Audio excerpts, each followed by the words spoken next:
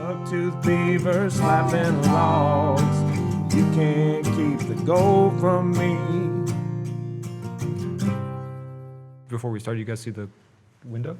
Like the window shadow? Oh, there's a window there. Yeah. Yeah. It's like we're in Bullock's house. Yeah. Just like that. Anyways, welcome to another episode of Anyways, in which we discuss the television series Deadwood. Today we are discussing... Slash the ambulators. Slash the ambulators. Slash time to wash up for dinner, Pumpkinhead. Today we're going to discuss episode 5 of season 2, which is entitled Complications, formerly Difficulties. And I am Ben. I'm Jordan. Steven? Chad. And what did you guys think of the episode? Let's start with my impressions. I came in at the very end of it, so I'm going to be playing catch up here. But you've seen all the other episodes. I've seen all the other episodes, so I'm mostly caught up with I love ketchup. the broad. Yeah, me too. Catsup. Catsuit. I've got the broad strokes down. He's got all the broads. Mm-hmm. And I'm stroking them. Do you want to know what I think? What? Do you want to know what I think? Yeah. What do you think? Did you fuck me while I was asleep? No. This is the first word spoken by by Al Swearingen when he comes out of his... Oh, did you fuck me while I was out? Yeah. We're looking Hell no! And all Dan is doing is just smiling sweetly, happy that he's alive. He's over the back of a chair. Yeah. Johnny says, he has this wonderful line about he's like treating Al like he's a little baby. Yeah. And how it's funny that he's mad at him. Yeah. And meanwhile, basically, Doc is trying to get them not to mention anything that's going on in the town. Johnny says, well, you talk cockeyed, boss, all you want, long as you want, just so you're miserable and mean. Yep. So things are back to normal. And Ian McShane has this contact that makes part of his eye red. He looks like I know we keep saying he looks like Satan, but he looks like fucking Satan with that thing in his eye. It looks like fire red glow around Outer his ring iris around it. Yeah. And it's a big contact. Yeah, too. it's huge, and it's like a nightmare to watch him. It's very unsettling to look at his face. Yeah. In addition to the bruising and... Oh yeah, where they've got like one of his whole eyes is like got prosthetics on it, so it's like swollen almost shut. Yep. Yeah. But in this scene, Dan thinks it'll be funny to relate the story about the invisible Chinese man that he believes Wu was trying to tell him about in the last episode. Wu's got a big, tall celestial. What's haunting him? He's invisible. And he thinks this is so funny to tell. Yeah. To But tell Al immediately this. picks up on the implications, though. Yes, and is like, what Just, do you even as poorly relayed as Dan does it. And he says, I just told you for a giggle. Just told you for a giggle. After Doc chastises them. Or Yeah. whatever. We just do a supercut of pages turning. And then we have another amazing line where Doc puts a glass of water on his bedside and tries to get him to show whether or not he can use his left arm. Yeah. And then Al just stares at him and says, Oh, yeah. Don't be a fucking jerk. don't be a fucking jerk. And it just, again, there's something about Ian McShane's gravelly timbre that is just like, you just want to like worship his voice or something. Yes. It's amazing. And then Doc gives him the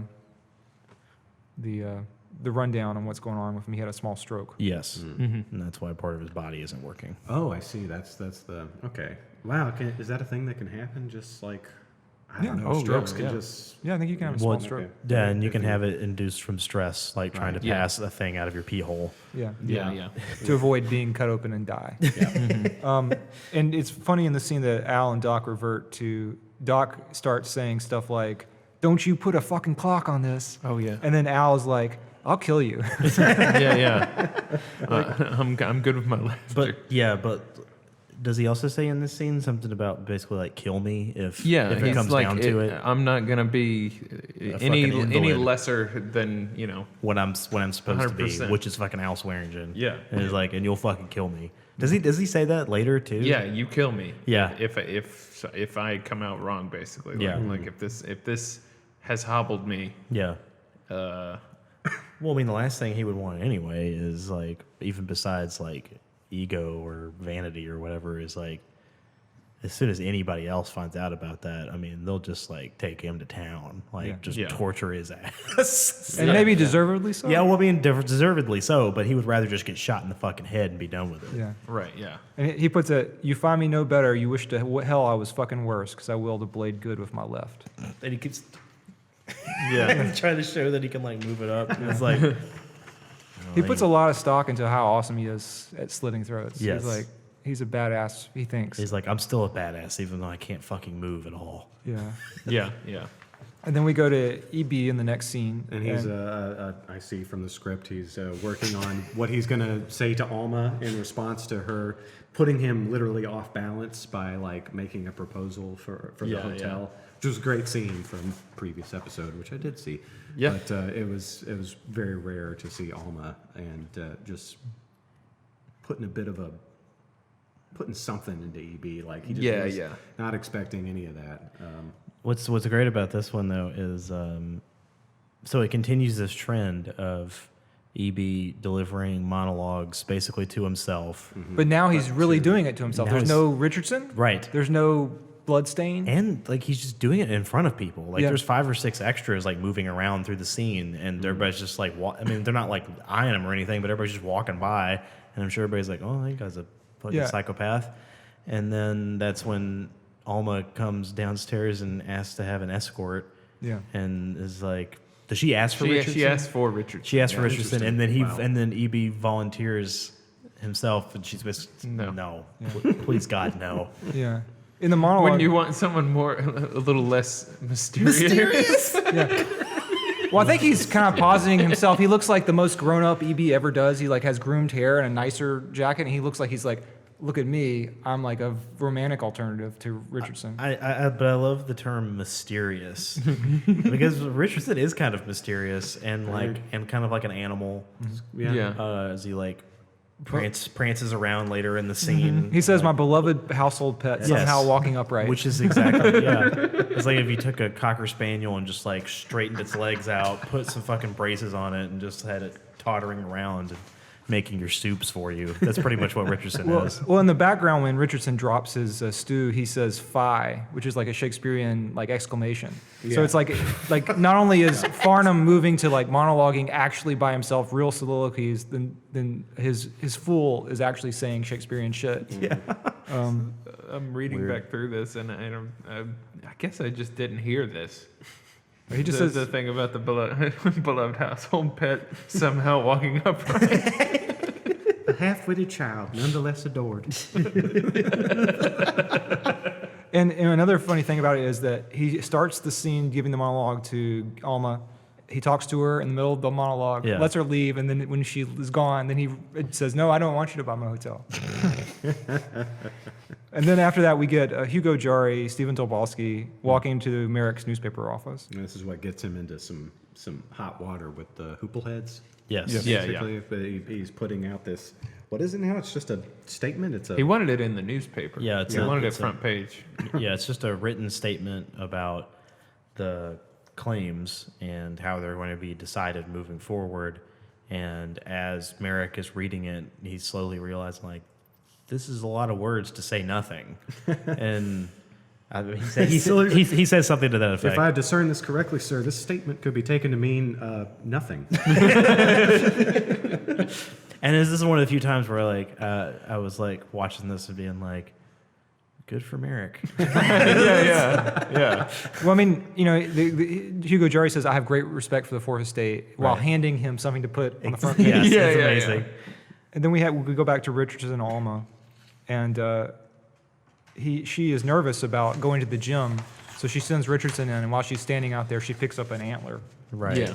And then they continue walking, trying to find Trixie. And he's just kind of trotting behind her. Yeah. And he's already been told by EB, Eyes like, down. eyes down.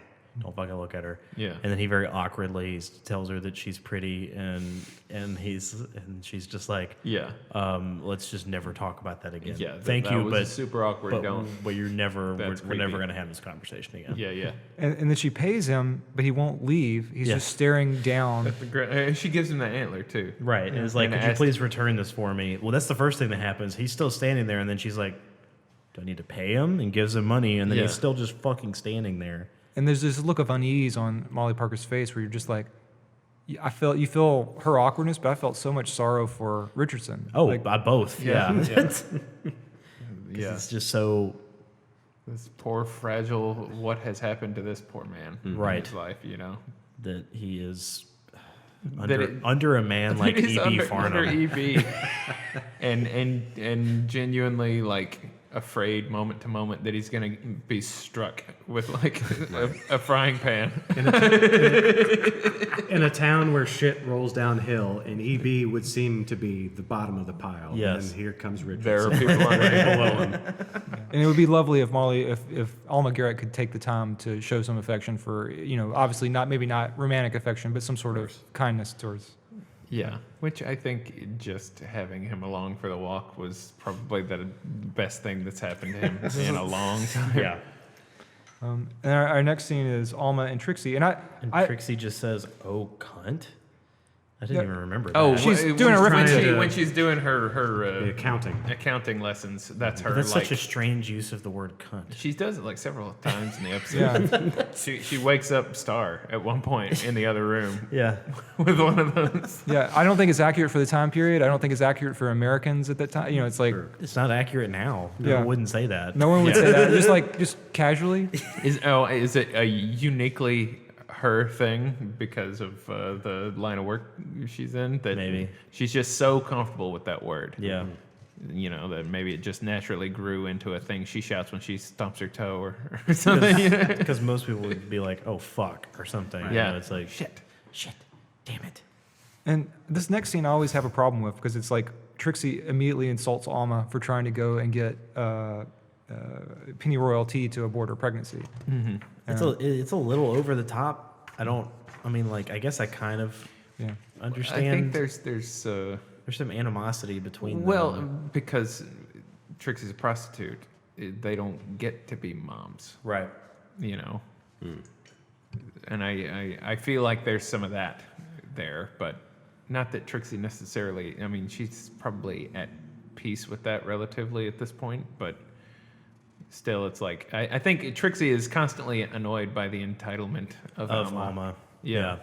Who otherwise she would love to be friends with, but that's a constant thing that sticks in her craw. Yeah, her privilege constantly showing really irks Trixie. But on this show, I couldn't remember, and I couldn't follow from the text how she knows that Alma is knocked up. Like she just I have kinda- no fucking idea. Yeah, she just kind of gathers it. But just like They kind of almost allude to the fact that like multiple people maybe heard her throw up or something Yeah. because she mentions her throwing up. She like holds her stomach when she walks. That was in a previous episode. That's in a previous episode, but it seems So, so long if it ago. was if it was a thing where you watching just that crossing the street moment said, "Is she pregnant?" Then other people could feasibly make that assumption. And then Trixie also says during the scene, at least according to this transcript, "Holy cow," which is a Bart Simpson phrase from 100 years later. But she's really mean to Alma, and she just sarcastically. Which is funny because then later she chastises the doctor for the exact same thing of being like, because you were so fucking mean to her about her laudanum addiction, she won't fucking come to you, you piece of shit. And it's like, 5 minutes ago you were screaming at Alma about how of a stupid idiot she was. It's like, yeah. And Which Doc, go ahead. well, I was going to say that her shouting at the doc could also be stemming from her frustration with Alma being so high maintenance as far as this, that she has to go around and babysit the situation. yep. Yeah, and the doc compares her to Al. He's like, you have the same type of disposition as your employer, which is, which he also remarked on Al. Like you find excuses for your anger. Right. And so like Trixie is a very angry individual, Yeah. and she expresses that. That's also why her and Bullock don't get along. Well, multiple other reasons, but also because they're both very angry people. Yeah. And she mentions she's killed 7. I think that was abortions that she's had, right. Yeah. or abortions that pennyroyal she's given out while working at the gym. I would have. Well, yeah. I mean, 7 is a lot, but I don't know. mean, she's- sure it's. she's gotta having sex happen. constantly. Yeah, so Yeah. Well, they didn't have condoms back then, I guess. I mean, I'm sure. No, I know. I mean, I know. sheepskin, but like not Yeah, maybe yeah. if you really wanted to go there. But who was springing for that in this camp? You know? I mean, you slaughter a sheep, you take out the intestines, you empty them out, you knot it at the end and slip it on, right? Right. Yeah, but that's like Richardson That- work. but that's like, yeah. and he's too busy making the soup. Also, like, how many sheep would they have to go through for Oh, that? for the whorehouse, yeah. That's, Yeah, you know. Sure. No, they're not doing that. Yeah. Mass graves of just fucking sheep outside of Deadwood. Our next scene is Mrs. Isringhausen goes to Silas Adams' room. Can I Oh, the please? dynamic duo. Or actually, no, yeah, she was sleeping in his room, and he goes to her room. Can I please read the stupid Please do. parentheticals that are in the script? So we're not we're pretty sure this is a fan transcription, right? Not like I think David so. Milch's or Yeah, Victoria yeah. Morrow's. I would hope not. Well, because a lot of the lines in the episode, I'm pretty sure, are improvised, but Yeah, they're right. verbatim here. Yes, right. So Silas smooths his hair and knocks on door number 5. Hey, wait a sec. That's his room number. What the? Why the hell is it Miss Isringhausen opening the door? In her nightgown, no less. The hell? Shameless hussy. This in parenthetical for Yeah. the script. It's like they're pitching the episode to somebody. Yeah.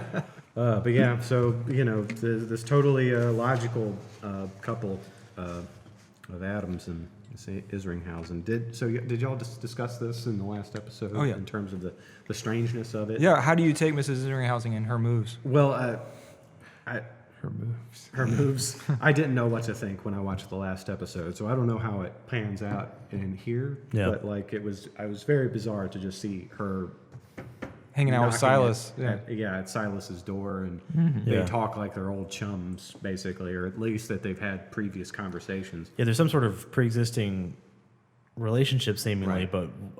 but again, like most of her stuff, it's seemingly just everything happens off screen. Yeah, right. That happens multiple She times. shows up in the camp off screen. She's yeah. talked to Bullock or what was that in some previous episode where it's Well, like she mentions a conversation to Bullock that she had with Alma that we didn't see, and she mentions Right. a conversation with Bullock to Alma that we didn't see. Wow. And the defining, the slow coming explanation in this episode is that she seems to be a character who has a lot of wile and guile, and is putting on an air of being prim. I see. Okay. Well, doesn't she say like in the last episode when she has her scene with Silas, like he says something like, "Oh, I pity you if that's your first drink," but then it wasn't, or am I misremembering? No, she downed the whole whiskey. downs That's it, right. That's right. Like in one gulp. She's been around a little bit more than we might have Right. been led to believe previous. She seduces Mr. Adams in this episode. in this episode. Yeah. By opening her shirt and putting his hand on her breast. Seduce is being being very charitable. very coy. It's like that's it's not really seduce. She takes his hand and shoves it on her breast, Yeah. and then they just start making out hard. And then he says, "Well, I wouldn't know what to make of that." No, he And the I need whole you to time, speak plainly, miss. and the whole time before that though, it's just so awkward. He doesn't. He seemingly takes the cues, but then does nothing with them in terms of like her kind of like yeah. being like She has to take him by the hand, literally. yeah, literally, and be like, here, breast. Boom. Yeah, yeah. That's a thing that you do when you want to sex This people. is yeah. Let me go ahead and advance this for you. I do like the line he has before all that starts, when she like apologizes for him like not being able to sleep in his own bed because he I guess offered his room to her because she's scared for her life because of this made up shit. because she knows Alma's had some people killed. At least like she's had some crazy number this episode. It was Yeah. like 3, 4, or 5 people or something. Right. But I like that she apologizes to Adams for like him not being able to sleep in his bed, and he says, "Oh, I can sleep anywhere, ma'am. I'm like a dog in that regard." Like just the phrasing of it. Yeah. And then the next scene we get a new character, General Fields, who's like Calamity Jane, is a historical character and very similar to Calamity Jane. So, minor question here. If anybody knows anything about hosses. Here it is mentioned he's been living on peppermints and apples, talking about old Nugget, the horse. Yeah. Yeah. So, like, you know, hate to bring it back up again. We might have done this a little bit, but, you know, in Red Dead Redemption, I believe peppermints are like a horse provision. Do they really? Is it peppermint? That's a thing, I guess. I know they eat sugar cubes. Well, yeah, but like And, peppermints seem like. Well, I guess their teeth are fine. They're going to be able to do that. They also eat mint and stuff too. So leaves? yeah, like leaves. sure, but so like- that I the guess idea, there's something about just a horse eating hard candy that's just I have trouble. I mean, wrapping the my sugar brain around. cubes are hard too. Yeah, but they kind of melt. But then I can't. I don't. Yeah. No. Yeah. I don't know. I'm just perplexed. It just doesn't Yeah. quite. I mean, that would not be my first thought. Would be to give a horse peppermint. yeah. That is strange. Yeah. I think it we would should talk It would about- literally be like, I dropped it and I don't want it now. And then I hold my hand up to see if he takes it. Well, anyway, I think we should talk about this for a long time. Yeah. Yeah. Just peppermints and horses. No. Please take it over, Ben. Basically, General Fields has rented a horse from the livery hostler for a week, and he's been gone for 17 weeks. And he's come back, and he says that he was delivering diamonds and a matching choker to a Mrs. Big Shot and Mr. Big Shot's mistress in San Francisco. So now he's And rich. so he's got a lot of money, and he hands him 100. And as what's his name? Hostetler. Hostetler. Jesus Christ, these names. Is doing the math on the board to figure out what he $100, owes. take away 68. Yeah, he's like, then he hands him the money. And he's like, all right. And then he's like, just credit to my account. He's like, that's great. I still have to do the fucking math. Right, yeah.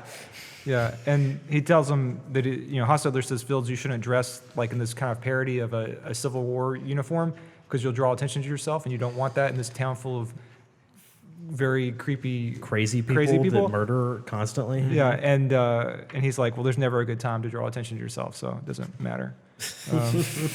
Yeah. And then we get Doris, who is Cy Tolliver's spy at the Chez Ami. Right. And Doris talks about how she was afraid to look Wolcott in the face, all while she's talking to Cy Tolliver, who she's also afraid to look in the face. And Doris is his plant at Right. the one that was like, you got to take her.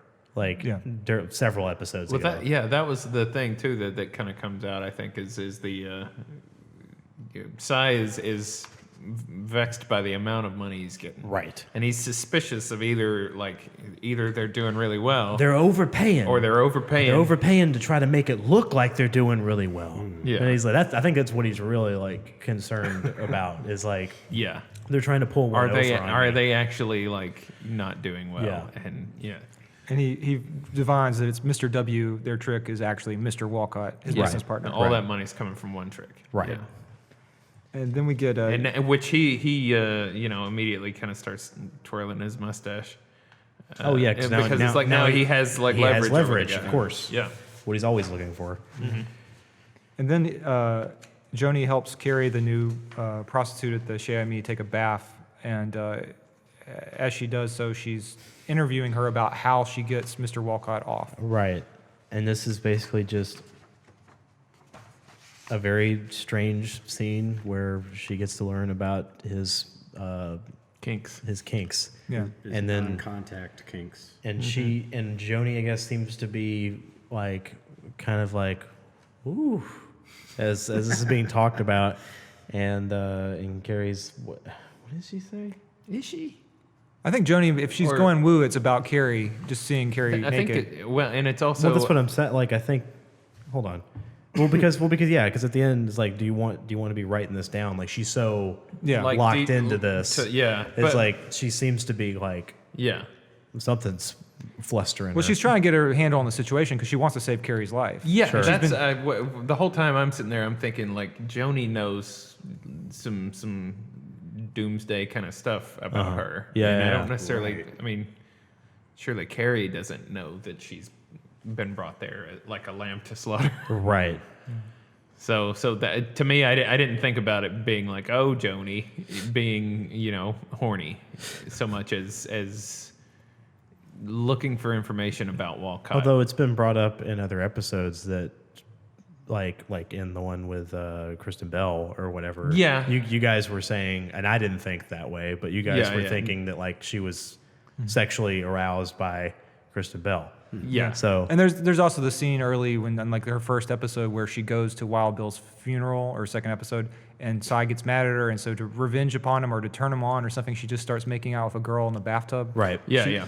I mean, Cy either has a thing. I mean, well, I guess we won't get into the future, but I guess what I'm saying is like I guess it can operate on both levels. It like can, she yeah, is yeah. she is that, and also probing for information. Yes. To figure out the situation. It's both. Yeah. Yeah. And it's But I think with the Kristen Bell thing, it was more like, my interpretation was that Kristen Bell is good at manipulating Sure. people. Yeah, And yeah. she knew exactly the things to say and do to like.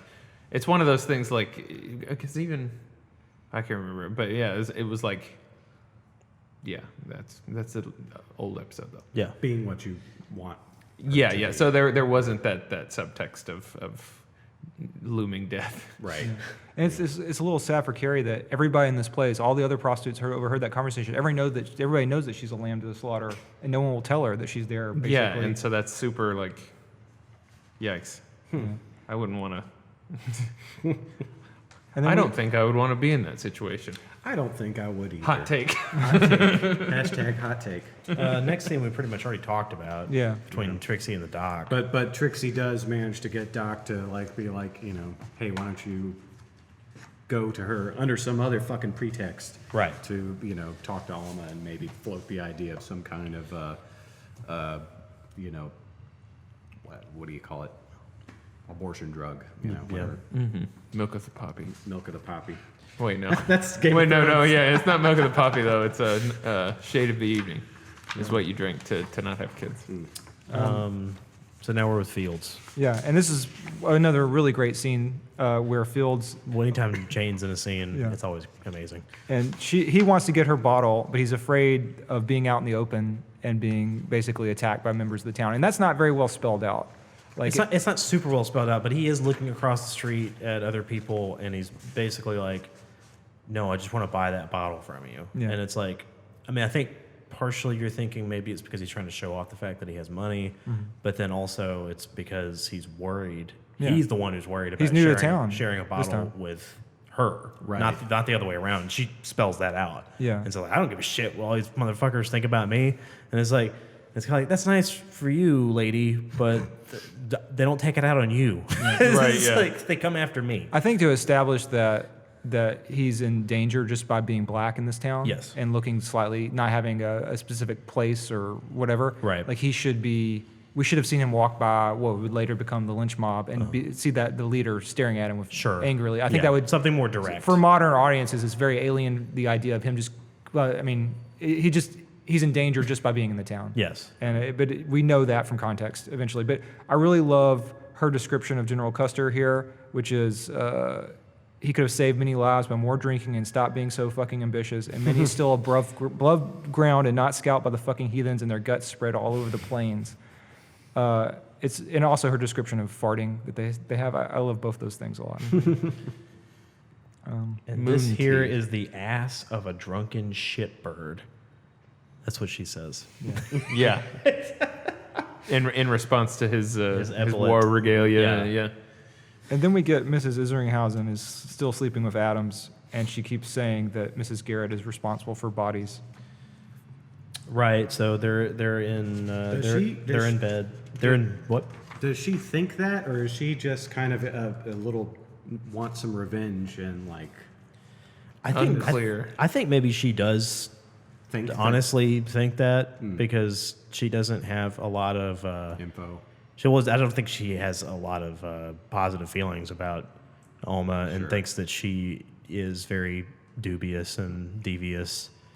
I mean, I think with Miss Isringhausen, if you're the kind of person that would have sex with a quote unquote married man, then murder wouldn't be too far beyond that. I mean, that's just Yeah. like a Well, I mean, I don't think that was Mrs. Isringhausen under Alma Garrett, and now she ends the scene by widening her legs. Exactly. Like that's her come on is just showing herself to him. Right. Get in here. She doesn't seem that shy about the sex that she has No, with Silas, not at seducing all. him. Not at all. And she's really excited to meet Al Swearingen, and she's like, that guy sounds interesting. Let's Mm-hmm. go meet him.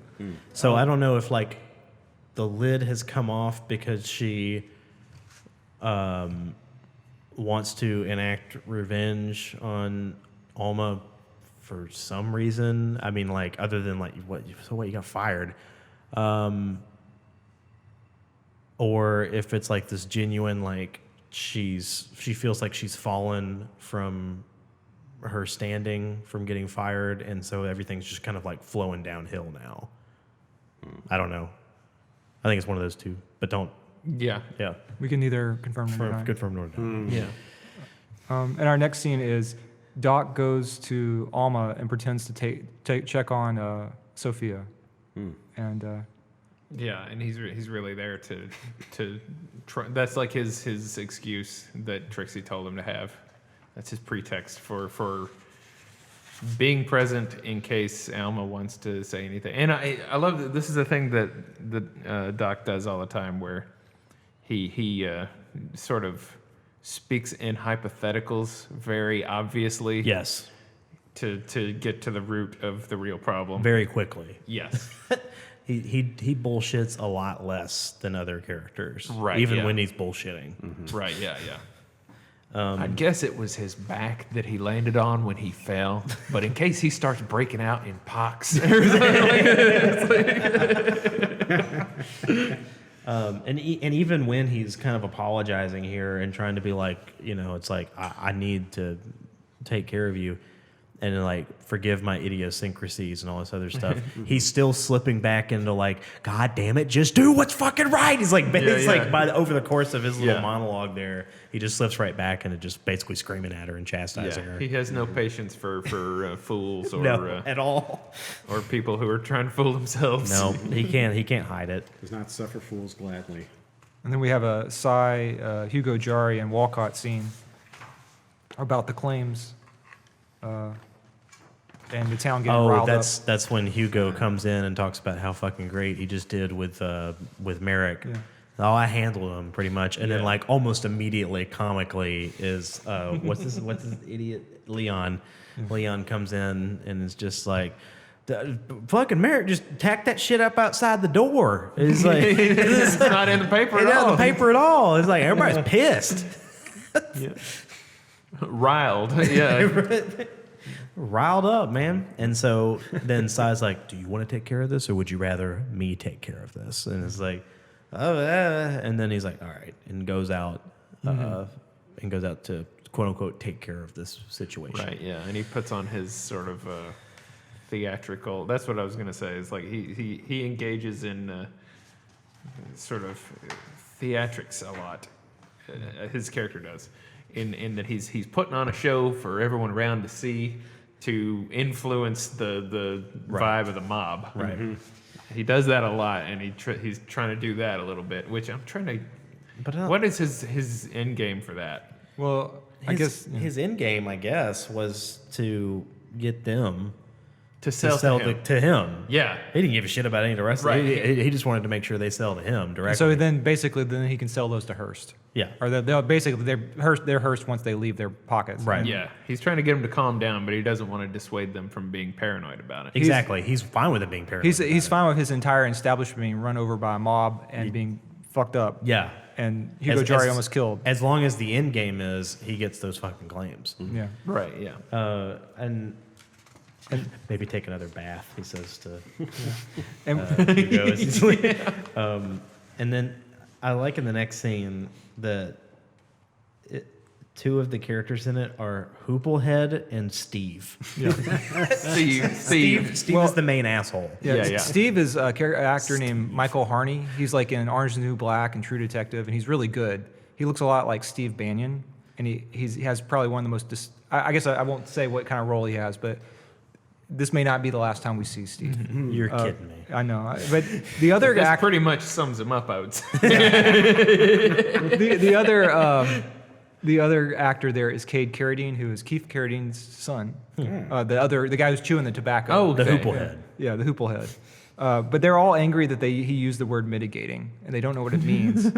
Which again gets back into Merrick. I mean, like, not okay. Did Merrick- No, it's not. It's not his fault because he's just printing this thing This word is for verbatim from him. word for word. But then he kind of talks down to the people there. When he's explaining When he's the word, explaining he talks down to Yeah, him. he talks down to them and is just basically like, "You guys are fucking morons because you don't know what the word mitigate is."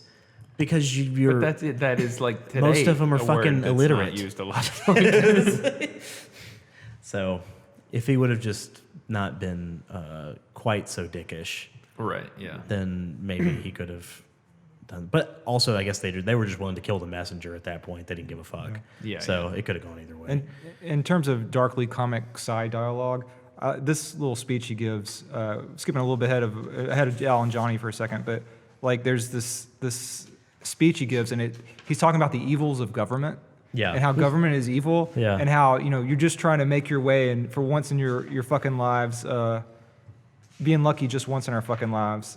And And he's trying to make him sound like he's like a pioneer spirit. Right, He's like, yeah, he's like Cy Tolliver. He's like, you know what? Fuck it. I'm gonna stand up against the government. I'll buy every one of these things, and I'm here to stay. Like everything he has is like from the sweat of his own brow.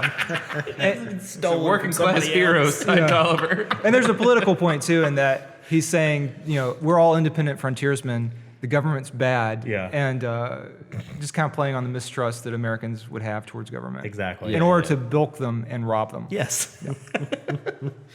What do we have? It's Jewel. She's recounting the story of breaking the door down with Dan. Oh, and basically, they tell Al that. Oh, they're getting him up to speed, basically. Yeah, but they accidentally get him up to speed on all the terrible stuff that he's missed, like the fact that Yankton's even in the camp is a nuclear warhead to him. Exactly. And And- so, what do you do when the nuclear warhead's pulled out? You pull Get out your Bullock. own. You go get fucking Bullock. Yeah. Yeah. Yeah. Which is insane to hear Al say. Right. Yeah. Get Bullock. He's laying in bed, like still nursing injuries from where they had a big mud fight. But this is part of the reason that he wanted Bullock to be Right. sheriff, was Right. because he was like, I can use this. I need this guy Is- to roll in. Yeah. And white knight the hell out of this situation. Exactly, because all I have to do is make sure that his white knighting goes the way of Cy and not me. Right. Yeah. It is like, always paint Cy as the villain. Right. Yeah. Yeah. It's like Churchill. Which is not hard. Yeah, exactly. It's really not hard. They're both fucking villains, and you just have to make sure that Cy is the more evil of the two. Right. Yeah. It's like Churchill with Russia. It's like I don't trust Russia, but bigger enemy's Germany right now. Right. So Yeah. Yeah. And then in the scene after Merrick and Cy, we have Seth comes in to Al, and Al's first words after. In the scene that we were talking about with Cy, where he had that little speech, Yeah. or whatever, that's when Steve, weird name, Steve's full name is Steve the Drunk. Steve the Drunk. He also has a surname, but that's a spoiler. Steve the Drunk finally figures out that through all this jibber jabber that Cy is saying, and he's like probably not even listening to any of it.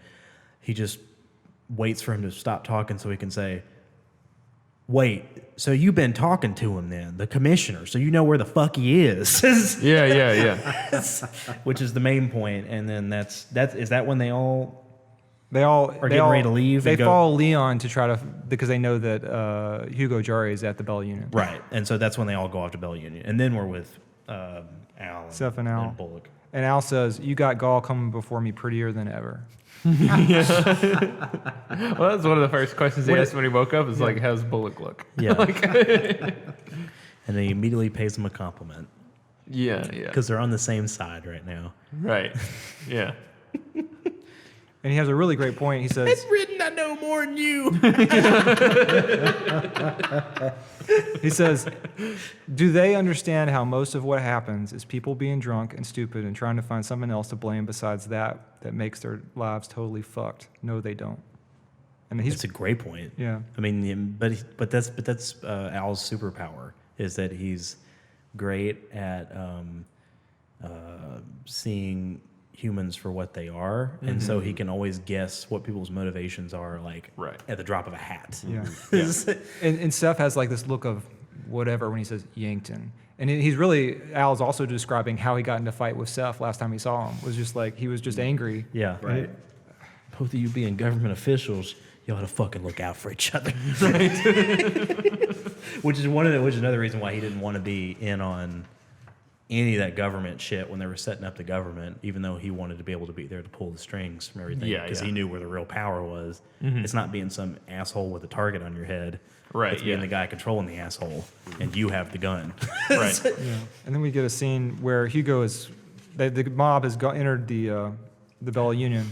Oh yeah, this is the fuck the future. Oh my God! fuck you! Fuck the institution and fuck the future. You cannot fuck the future, sir. The future fucks you. This is a very pretty good. strange line because the line "You cannot fuck the future, sir. The future fucks you" also appears in Saturday Night Fever.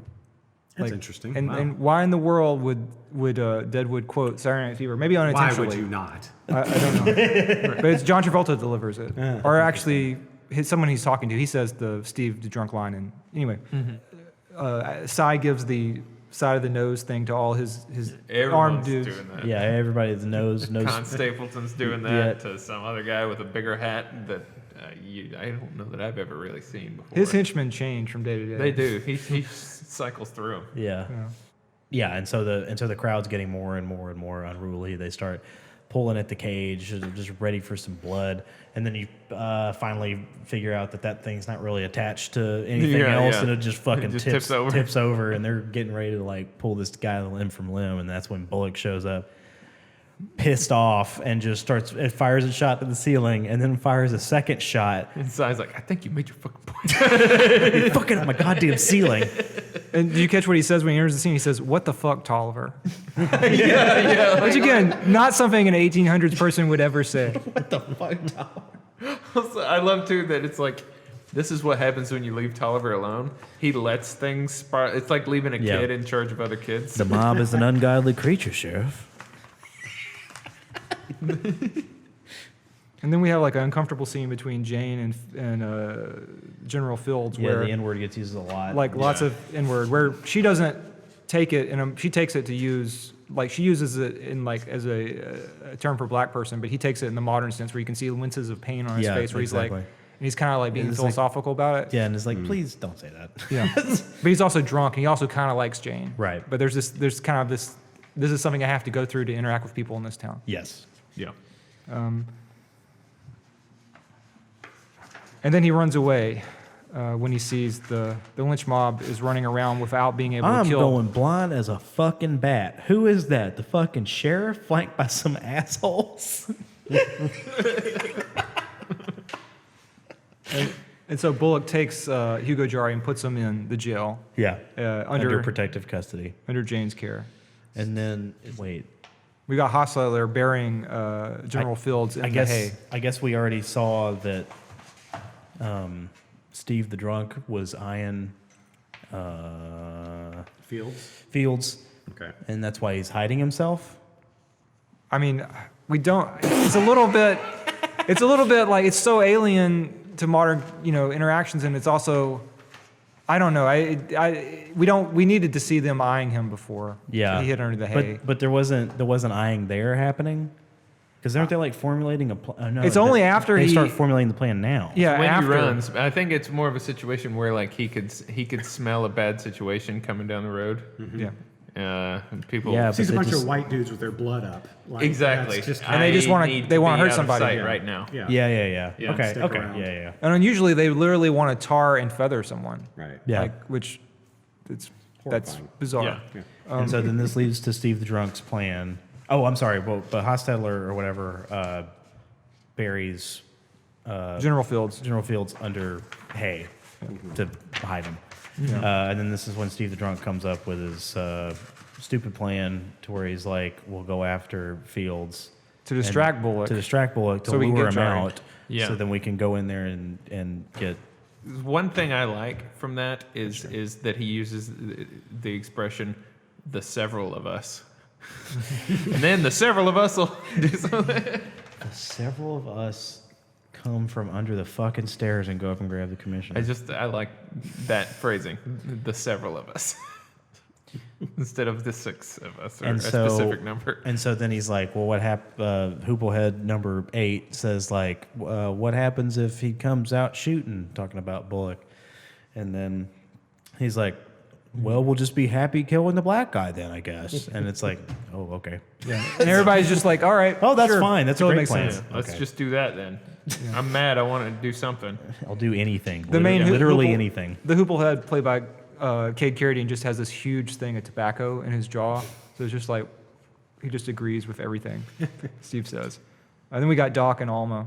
And he's basically just like, look, I know you've been told this your entire life, but it's not going to kill you if you have a child. Right, He's like, yeah. I'm not going to tell you it ain't going to hurt.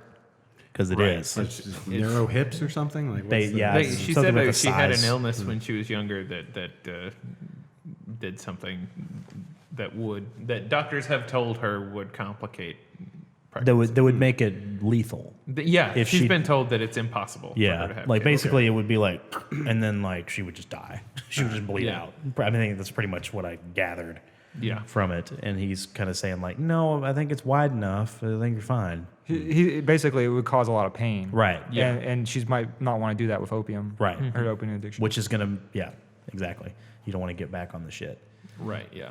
It's not enough, as you say, to justify the risks of a cesarean procedure. Where's Right. Sophia? Have we seen her? She was at the beginning of the episode, I Okay. believe. Okay. She kind of like, whenever Oh, she with doesn't the need cane. Sophia, yeah. Yeah. She kind of like puts Sophia in this That's other right. room behind these doors anytime she wants to Right. talk When to she you. when she Right, was yeah. like throwing up and stuff, the first person we saw in the episode was Sophia. And Doc originally was there to. Way So- behind this yeah. door for the episode. We don't Right. have anything. Puts her Yeah. in the Sophia box. Yeah. Yeah. And then we have Hostetler writing his will in chalk right before the lynch mob gets to him. He's Wow. talking to General Fields about his will, and his And then immediate they- reaction. And everything after this is very unpleasant. And they Yeah. well, and they make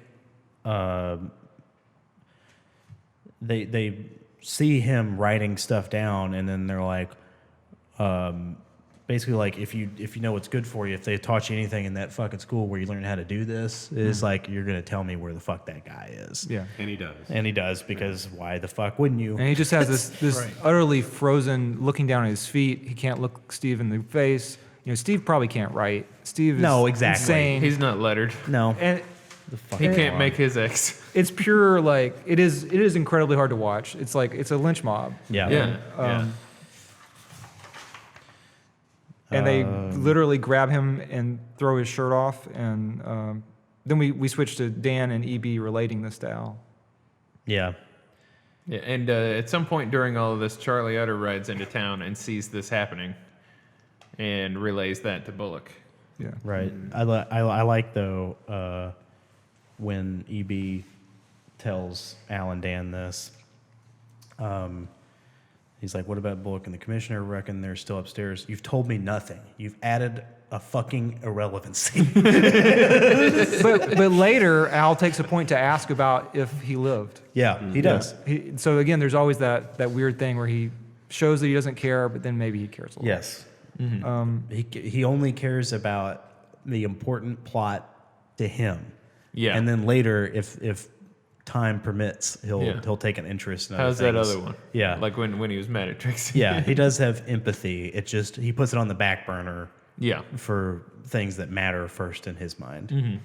And then between Hugo, Jarry, and Jane in the jail, we get a wonderful rejoinder. Hugo says, "I'm thirsty." Jane says, "Lie on your back, take aim, and piss."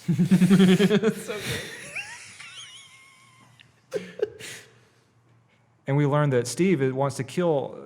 General Fields asks Steve the drunk why he's trying to kill him. He says, "How did I wrong you, choice gentlemen?" It comes so fast that it's like gibberish. You can barely tell what they're Yeah, I saying. didn't know what he was saying. Oh, that's interesting. So, like, and Steve says, "You want me to start with me getting drafted so my cousin got the fucking confectionery?" Has this been Yeah, that's right. established? I don't quite No, understand. we've never seen Steve before. Okay. I understand getting drafted. But apparently, he got drafted to fight in the Civil War, Right. So and his cousin got a confectionery. instead of having to fight, I guess. Was his cousin up north or something? Or up, I think I would presume Steve was from the north if he's getting. I mean, actually, I guess you would be drafted either north or south. So yeah. Yeah, Oh, sure, yeah. I do like that Seth comes in at the end of this and says, "I'll motherfuck you and blow your head off."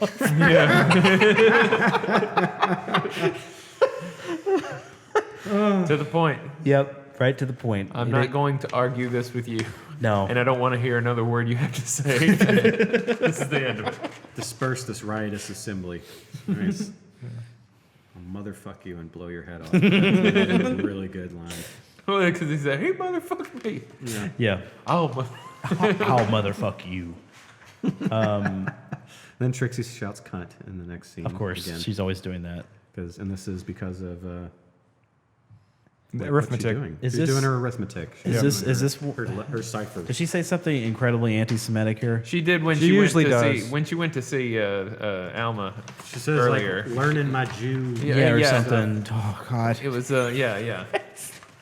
Yeah. My Jewish lessons or something Yeah, like that. exactly. Yeah. Talking about learning accounting. And you have to give the show credit that it has like favorable, good characters, but at least it shows the racism that Yeah. would be Yeah, very it, does, it, casual. doesn't, it doesn't try and like go Doesn't- back and mask any of that for the characters we're supposed to like. Yeah, because that was all happening. Yeah. But Alma goes to see Trixie and they have a much nicer discussion. And there's a nice bit calling out Alma for, she just basically does Alma's part of the conversation. Right. Where Alma would show interest in what's going on with her. Yeah, because everything's always about Alma. Yeah. And she's kind of being like, if we're going to be fucking friends, then you've got to ask about how the fuck I'm doing too. Right. Yeah. Like a role play. Now you ask me about my day. This is what you do, rich lady, I with couldn't people. I couldn't help noticing, Trixie, you're occupied now at the hardware store. Said by Trixie. So, Yeah. yes, Alma, I am. Spending time at Bullock and Stars, learning to do accounts. It's like that pleases me or that makes me happy. Yes. And then at the end, when Alma leaves, she says, congratulations about the baby, which is very sweet. Yeah. Wait, did she decide whether she's going to do It was one a thing wait or the and other? see Yeah. thing. But I think it's, But I mean, she's saying if you that wait she's- and see long enough, you're gonna have a baby. yeah. Well, she did seem that from that line I read that she's a little bit happy that she does have a choice that she can make, and Yeah. it's not just well, Right, she's, yeah. she's already between she's already getting it- said she wants to have a baby. Right. She's already like that's. It's Yeah. just if it's going to kill her or not. Well, also, it would be pretty bad for her social standing to have a baby at this Sure. time, I think. Like, Yeah. out of wedlock, she would be. Right. That's why she's got to get that Bullock married dick. Yeah. Yeah. She's got to get that Bullock dick to marry her. That Bullock dick. She just got to do a shotgun wedding with Richardson, just like a Yep. a sham Oh my marriage, God. a sham marriage to make sure it's all on the level. That would be a peaceful marriage. But do you know what? Marriage. Do you know what would be even better is if somehow, and this is never going to happen, but if somehow there was like some turn of events where she had to marry E.B. Farnham. That's such a That would like be so season perfect. 5 twist. That would be so thing. perfect, though. Y'all It's should have so been really stupid. quiet, like I don't want to Oh say no, anything. yeah, we should have. We should have been like, Yeah, that'd be catching crazy. on. Oh. Yeah. Trixie fucks Saul. Oh, that's good. And there's a column, double entendre, about math columns and his column. Yeah.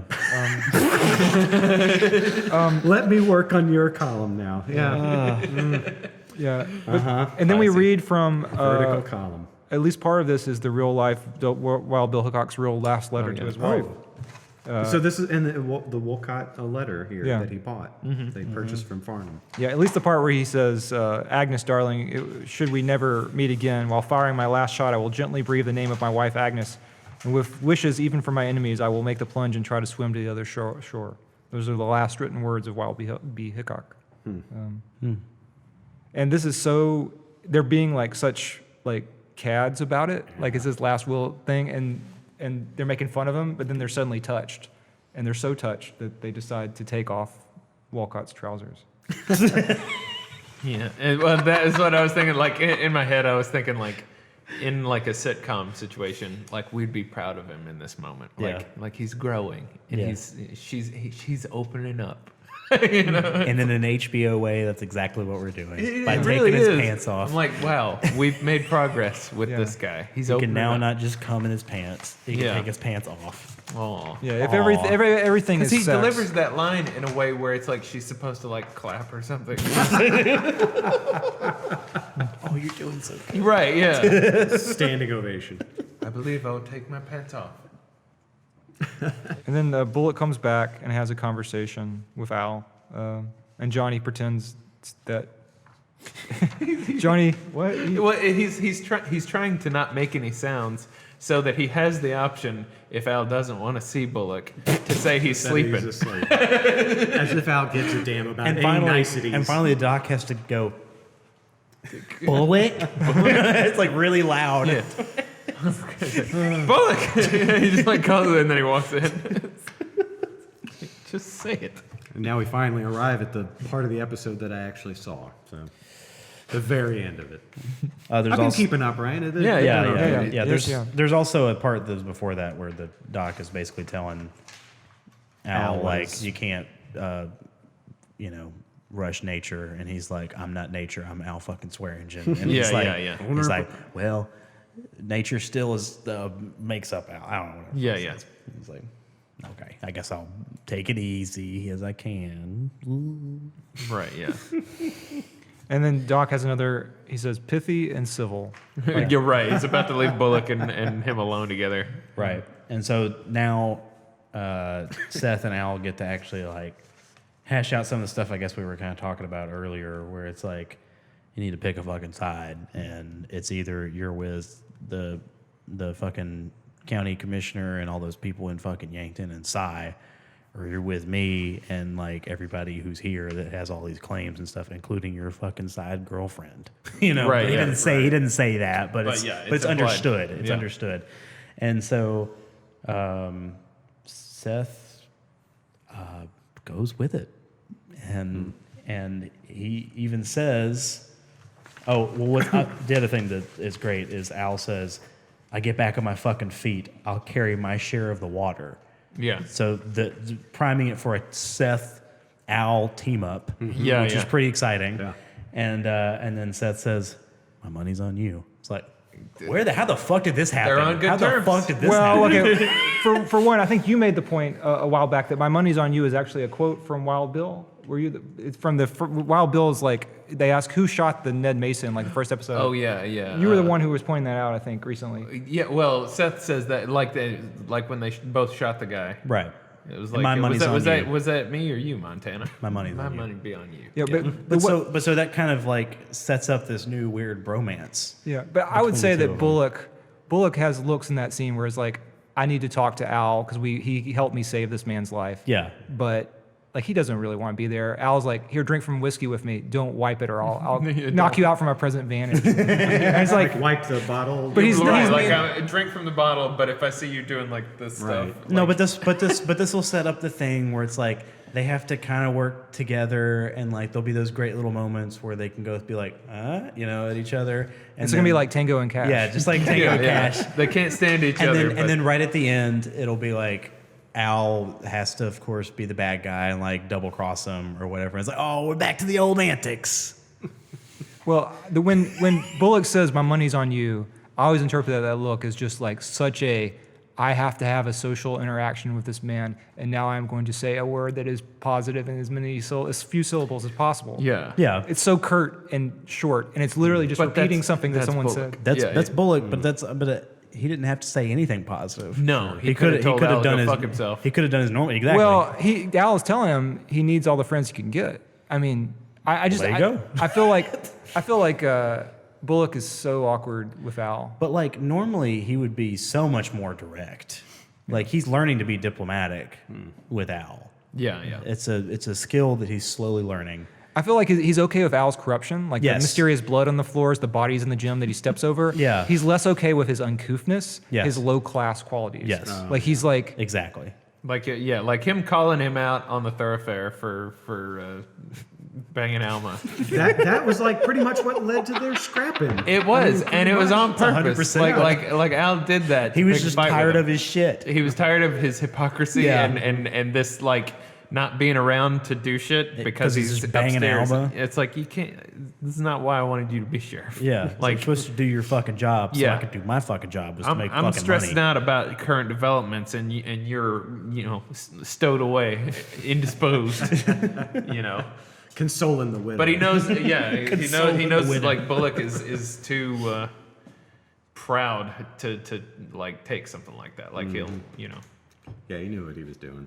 Yeah, and our last scene, we have Hugo Jarry is in protective custody in the jail, and Jane is taking pieces of burnt tar off General gosh. Phillips' shoulder and slowly peeling them off, which I've never thought about the process of being tarred and No, feathered, me like not at covered all. in pitch. Well, it's like used as comedy in so many things. Sure, too. but Yeah, but it's But you don't think about like horrifying. molten pitch? tar on Yeah. your skin. Yeah. it's done really well in John Adams. Oh, go ahead. Oh, Yeah, John Adams I does forgot it about good. Yeah, in Carnival, it happens where Yeah. like a fairly important character gets like tarred and feathered and is like close to death, basically. Yeah. And like in shock, just messed up. It's not great. It looks like it's maybe peeling parts of the skin off. Yes. Right. And yeah, it's 'cause burnt into the like skin. It's very hardened hot. Yeah. now, and so you can peel it off, but it's like But I it's don't know if you taken, would. but it's taken the epidermis with it. Right. Yeah, So so- like it's not necessarily something you want to rip because you might. You might take the rest of it with it, and then all Yeah, of a sudden yeah. just get exposed muscle. So, Right. Yeah. And General Fields is drunk with Jane to try to get over this. Of course. And And liquor me up. you're gonna pull my fucking skin off. and she criticizes him for not yelling out. And yeah, he's like, it's he's trying stop, to stop biting your fucking lip and just start screaming like a fucking man. It's It's like, He's kind of too proud to show that pain. Yeah, yeah. And then Hugo Jarry wakes up and says that they're being too loud. and there's that a- sets her the fuck off. Another lovely moment where Jane stands up for him Yeah. and shows that she is a good person. And she says, not only will he not be quiet, you frog-faced fuck, but I'm going to take this stick and drag it back and forth across the bars of your club. Like she's with a dog. And then in another act of kindness, Fields says, Hotstetler, he doesn't blame Hotstetler Yeah. for basically almost getting him killed. He's like, of course, I understand. I would have done the exact same thing.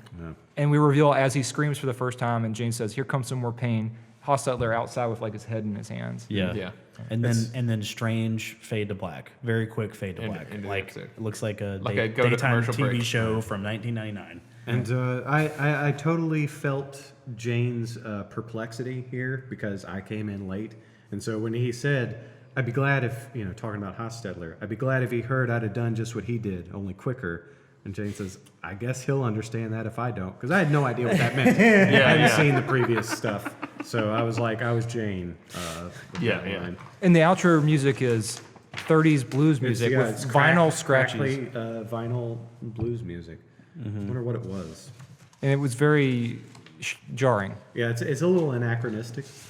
I Yeah. mean, I guess it all is, really. I mean, Yeah, it's well, not like- I think the end credit music stuff. About like, half- I think it half the doesn't have time. to be period. About half the time, it's like seems appropriate, and the other half the time, it's just like, well, okay. I'm a cowboy. Yeah. Yeah. On a steel horse I ride. Yeah, well, Is it's that like gonna happen one time? the Bob. On here. Is that gonna be the season my God. finale? Season 3 finale. Dead or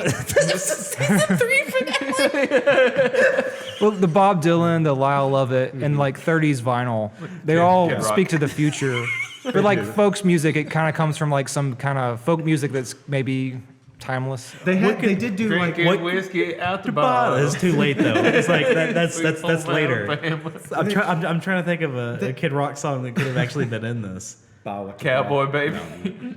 Cowboy. They do end occasionally on what sounds like like timely folky music. Yeah, like like on Americana the kinda Daily stuff. whatever. It's Yeah. like I don't even know what this song is, but it sounds like something they would have sung around the campfire. Or whatever. Sure. Yeah. But then the other half of the time, it's just real weird. She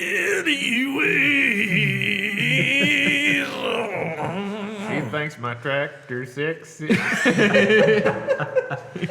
Save a horse, ride a cowboy.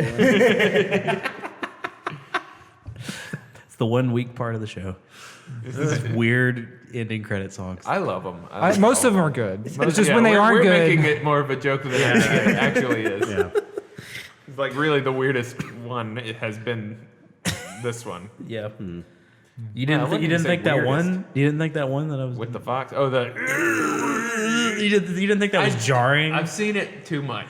It was pretty. It was pretty fucking jarring Well, watching it for the first time. There's an episode of Game of Thrones that ends with a rock song. But it's That works. But That no, works. it totally works because it's a song. Bear in the from- Maiden Fair. Yeah, it's the Bear in the but Maiden Fair. But I hate it tonally because of what happens right before. Oh no, It's mirroring. These are spoilers. These are spoilers. It's not.